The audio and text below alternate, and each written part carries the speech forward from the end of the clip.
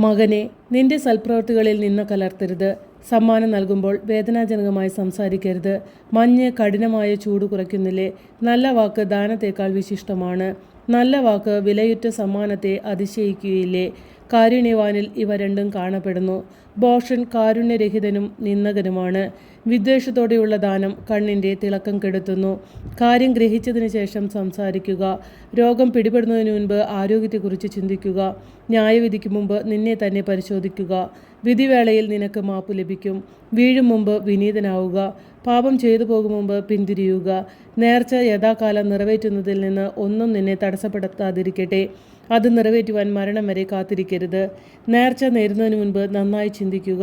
കർത്താവിനെ പരീക്ഷിക്കുന്നവനെ പോലെ ആകരുത്.